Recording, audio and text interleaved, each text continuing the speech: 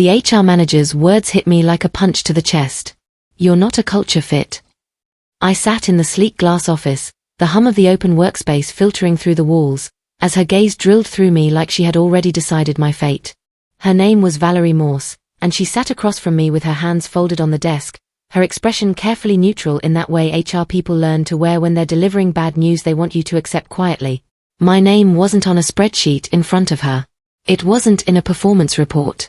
It was just in her mind, filed under problem employee. I nodded politely, even though every fiber in me wanted to scream. The injustice was immediate. It was public enough that I could feel the subtle shift in my colleagues' eyes when I walked back to my desk later, but silent enough that no one would intervene. No one would question it. Because culture fit wasn't something you could argue against. It was vague. Subjective. A phrase that meant whatever the person saying it wanted it to mean. I made it back to my desk before the first colleague approached. His name was Austin, a project manager I had worked with on 3 successful campaigns. He leaned against the edge of my cubicle, his voice low. I heard, he said quietly. I'm sorry. I forced a polite nod, keeping my face neutral even though fury was building in my chest like pressure behind a dam. It is what it is, I said, my voice steady. Austin looked uncomfortable. He opened his mouth like he wanted to say more, then closed it and walked away. That's how it worked here. People knew when something was wrong. They felt it. But they didn't speak up. Because speaking up meant becoming the next person called into Valerie's office to hear about culture fit. I sat at my desk, staring at my monitor, my hands resting on the keyboard. And I made a decision. I wasn't going to fight this loudly. I wasn't going to argue or make a scene. I was going to do something smarter. My name is Claudia Sinclair. I'm 36 years old, and I had been working at Crestview Marketing Solutions for just under 2 years. And those words, "You're not a culture fit," weren't just dismissive. They were a warning. A reminder that favoritism ruled here, and that the culture Valerie talked about wasn't about collaboration or results. It was about compliance. About fitting into an unspoken hierarchy where certain people mattered and others didn't. The sting wasn't in the rejection itself. It was in the pretense that my contributions didn't matter. That my ideas, my results, the campaigns I had led that brought in actual revenue, none of it counted as much as whether Valerie liked me. HR wanted me to feel invisible, powerless. They wanted me to accept the judgment, pack up quietly, and disappear. But they had underestimated me. Because I wasn't just angry. I was methodical. And I had already started keeping records. To understand how I got to that glass office, you have to go back about 20 months. That was when I first joined Crestview as a senior marketing strategist. I came in eager, competent, ready to collaborate. I had 8 years of experience at my previous agency, a portfolio of successful campaigns, and a reputation for being someone who delivered results without drama. Crestview had seemed like a good fit. The company was growing. The leadership talked about innovation and inclusion. The job description emphasized teamwork and creative problem-solving. In my first week, I met with my manager, a woman named Fiona Cross, who seemed professional and supportive. She gave me a clear roadmap: build client relationships, contribute to strategy meetings, and help elevate the quality of our campaigns. I did exactly that. I showed up on time. I participated in meetings. I offered ideas. I collaborated with my team. And for the first few months, everything seemed fine. The early signs of favoritism were subtle. Small things I noticed but didn't think much of at the time. In strategy meetings, I would suggest an approach, something data-driven, tested, with clear ROI projections, and Fiona would nod politely and move on. 10 minutes later, someone else, usually one of the people she had lunch with regularly, would suggest something similar, and Fiona would light up. "That's exactly the kind of thinking we need," she'd say, writing it down, crediting them with the idea. I told myself I was imagining it. That maybe I hadn't explained my idea clearly enough. That it wasn't personal. But it kept happening. Meeting after meeting. My ideas would float past without acknowledgement, then reappear moments later under someone else's name and suddenly become brilliant. I started phrasing things differently. I started speaking up earlier in meetings. I started being more direct. Nothing changed. The pattern wasn't about how I communicated. It was about who I was. And who I wasn't. By month 6, the recognition gap had become obvious. A campaign I had led from concept to execution, one that brought in a new client worth $200,000 annually, was celebrated at the quarterly all-hands meeting. Fiona stood at the front of the room and thanked the team for their excellent work. She specifically named 3 people who had contributed. I wasn't one of them. I had built the pitch deck. I had run the client meetings. I had negotiated the contract terms. But when the applause came, it went to people who had done supporting work, important work, sure, but not the core strategy that had won the client. After the meeting, I approached Fiona in the hallway. I noticed my name wasn't mentioned for the Cascade client win, I said, keeping my tone light. Was that an oversight? She smiled. Oh, Claudia, you know we celebrate team efforts here. It wasn't about individual credit. Team efforts. I nodded. I thanked her. And I walked back to my desk, feeling that cold, familiar weight settle in my chest. Around month 9, I started noticing something else. HR, specifically Valerie, had begun tracking my fit instead of my performance. I would get emails asking me to attend culture alignment workshops.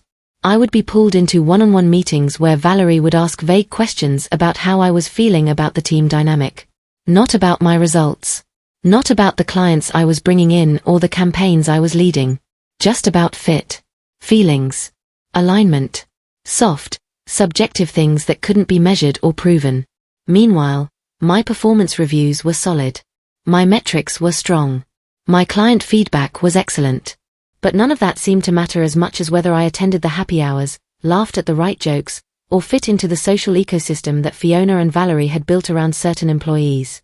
I wasn't part of that ecosystem. I was professional. I was friendly.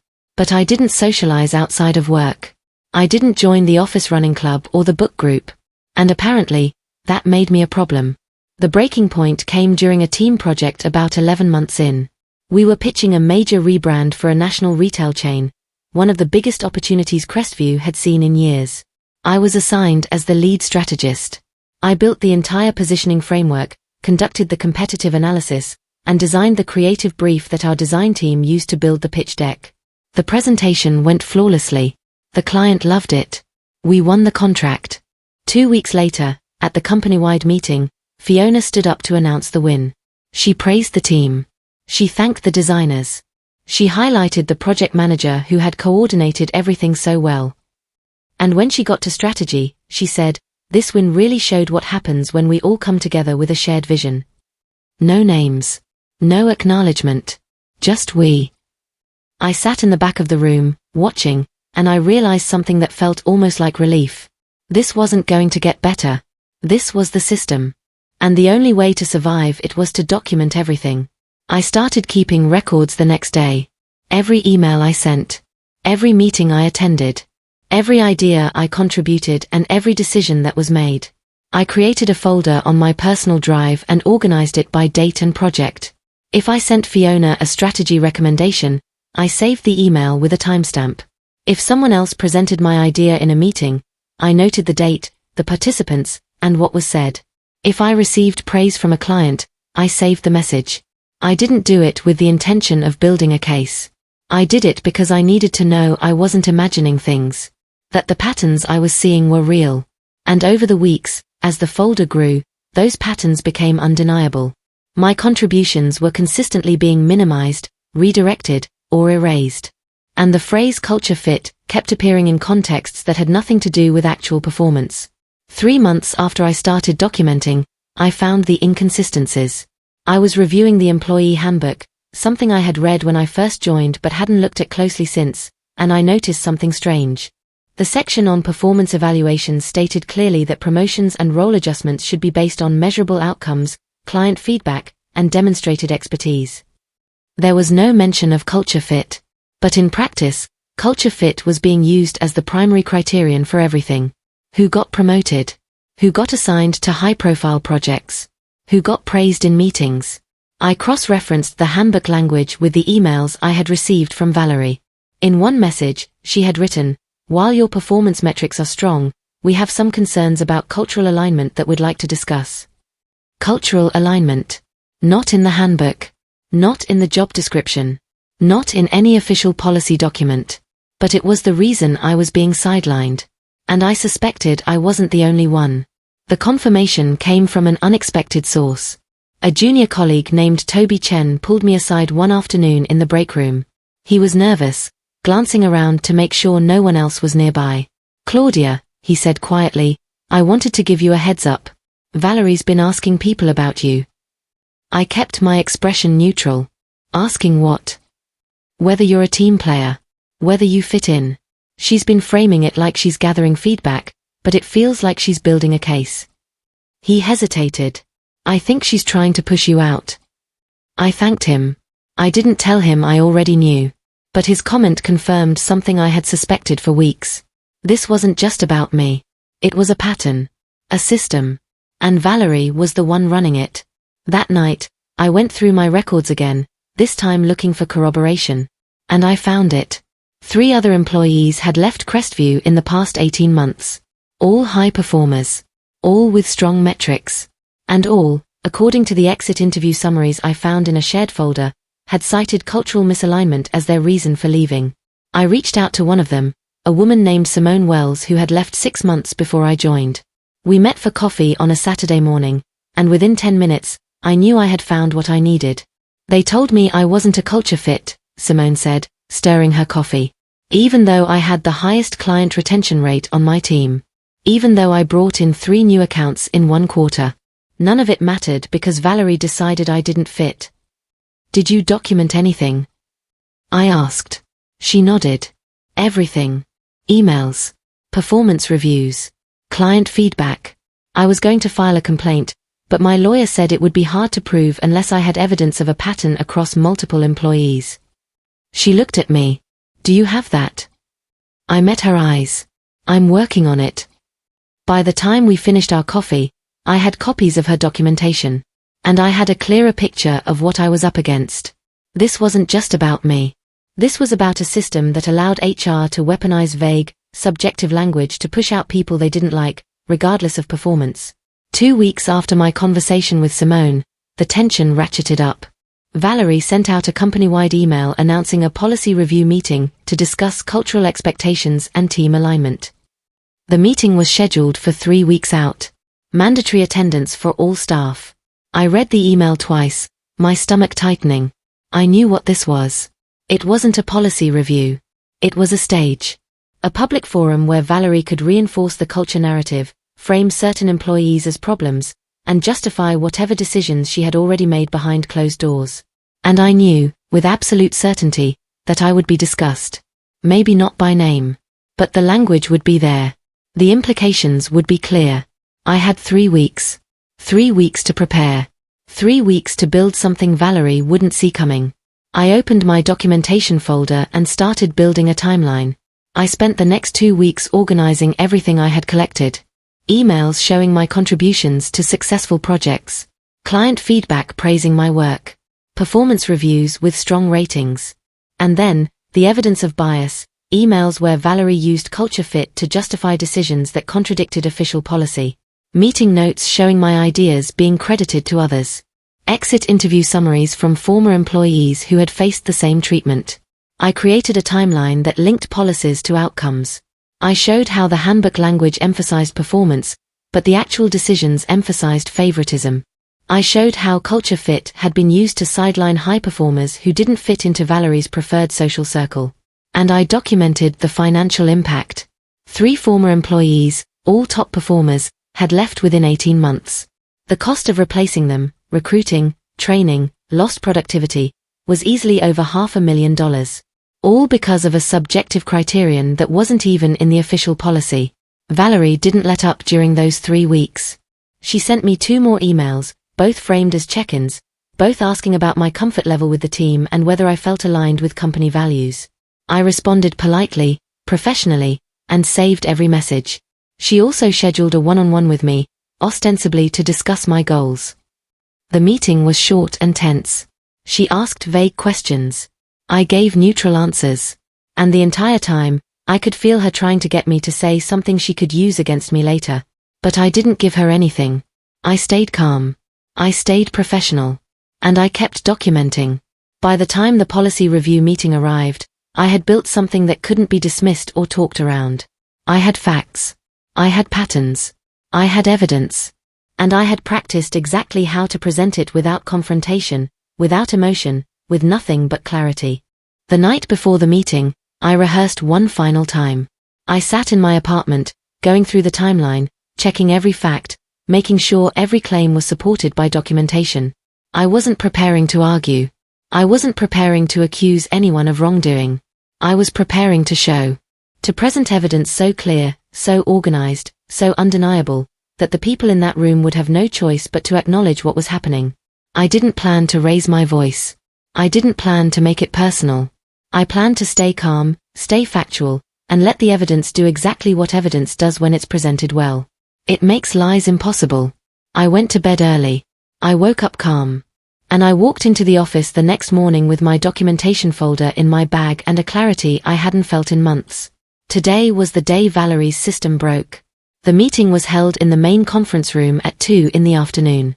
The entire company was there, about 40 people, seated in rows, some standing along the back wall. At the front of the room sat the executives, our CEO, a man named Calvin Rhodes, our CFO, and 2 senior directors. Valerie stood beside them, composed and confident, holding a printed agenda. I took a seat near the middle of the room, my folder resting on my lap, my hands folded calmly on top of it. Valerie opened the meeting with a polished introduction about the importance of culture, alignment, and shared values. She talked about how Crestview had grown rapidly and how that growth required everyone to be on the same page. And then she started reading through policy points, broad statements about teamwork, communication, and adaptability. I listened. I waited. And then she said it. There are times when individual performance, while strong, doesn't align with the collaborative spirit we're building here. And in those cases, we have to make difficult decisions to preserve the culture. She didn't say my name. She didn't need to. The implication was clear. The framing was deliberate.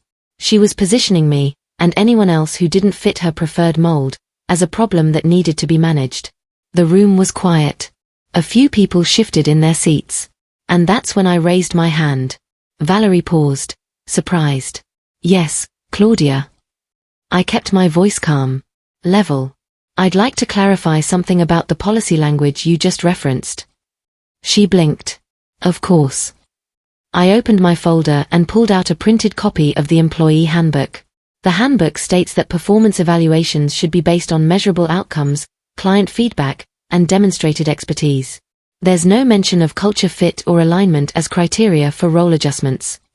I held up the page so others could see. Can you explain how culture fit factors into decisions when it's not part of the official policy? The room went very still. Valerie's smile faltered. Culture fit is implied in our values framework, she said, recovering quickly. It's part of how we assess overall contribution. But it's not documented, I said. Which means it's subjective. And subjectivity creates inconsistency. I pulled out another document, a printed email from Valerie to me, dated 2 months prior. In this email, you wrote that my performance metrics were strong, but you had concerns about cultural alignment. Can you define what cultural alignment means, specifically? Valerie's expression tightened. Calvin, the CEO, leaned forward slightly, his eyes moving between me and Valerie. That's a fair question, he said quietly. Valerie opened her mouth, but I didn't wait for her to answer. I pulled out the next piece of evidence. I'd also like to share data on employee turnover. 3 high-performing employees left in the past 18 months. All cited cultural misalignment. The cost of replacing them exceeded $500,000. I placed the document on the table. If culture fit is a criterion, shouldn't it be defined clearly so we're not losing top talent to subjective judgments? Whispers rippled through the room. People were leaning forward now, paying attention. Calvin picked up the document I had placed on the table and read it carefully. The CFO did the same. Valerie stood frozen, her confident composure cracking. Claudia, I don't think this is the appropriate forum for— Actually, Calvin interrupted, his voice calm but firm, I think it is. He looked at Valerie. Can you walk me through how you're defining culture fit? Valerie stammered. She talked about teamwork and values and collaboration, but her explanations were vague, circular, exactly what I had expected. And with every word, the inconsistencies became more obvious. I waited until she finished. Then I pulled out one more document. This is a summary of my contributions over the past 20 months. 4 new clients. 6 successful campaigns. Positive feedback from every client I've worked with. I placed it on the table beside the others. If performance isn't the issue, and culture fit isn't defined, what exactly is the concern? Valerie didn't answer. She couldn't. Because there was no good answer. Not one that wouldn't expose what this really was, a system built on favoritism and subjective judgment, dressed up in the language of culture. Calvin set the documents down and looked at Valerie. We need to revisit this. The CFO nodded. Agreed. If we're using culture fit as a criterion, it needs to be documented. Clearly. With measurable indicators. One of the senior directors spoke up. We also need to review the turnover data. If we're losing high performers because of undefined expectations, that's a problem. Valerie tried to regain control. This was meant to be a discussion about alignment, not, it's a discussion about fairness, Calvin said, cutting her off. And transparency. Which is exactly what Claudia just demonstrated. He looked at me. Thank you for bringing this forward. The room was silent. And in that silence, I felt something shift. Not just in the room. In me. The meeting continued for another 20 minutes, but the tone had changed completely. Calvin announced that the culture fit criterion would be suspended immediately pending a full policy review. He asked Valerie to work with leadership to create clear, measurable standards for evaluations and role decisions. And he thanked me again, publicly, for raising concerns that clearly needed to be addressed. I sat quietly through the rest of the meeting, my folder closed on my lap. I didn't gloat. I didn't make eye contact with Valerie. I just listened. When the meeting ended, people filed out slowly. A few colleagues approached me quietly, saying things like that took guts and thank you for saying what we were all thinking. Austin stopped by my desk later. You did the right thing, he said. I nodded. But I wasn't thinking about right or wrong. I was thinking about what came next. Because while I had won this moment, I knew Crestview hadn't fundamentally changed. The culture that allowed this to happen in the first place was still there. And I wasn't sure I wanted to stay in it. 3 days after the meeting, the official policy amendment was released. The memo came from Calvin himself. It stated that all performance evaluations would be based exclusively on documented criteria, measurable outcomes, client feedback, peer input, and demonstrated expertise.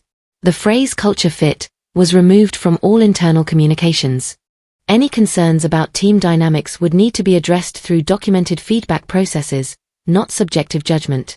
The memo also announced a review of recent turnover to identify systemic issues. Valerie's name wasn't mentioned. But everyone knew. I read the memo twice. It was everything I had asked for. Everything I had fought for. But it didn't feel like victory. It felt like validation. Proof that I had been right all along. That the system had been broken, and that my documentation had forced them to acknowledge it. But it didn't erase the 18 months I had spent being sidelined.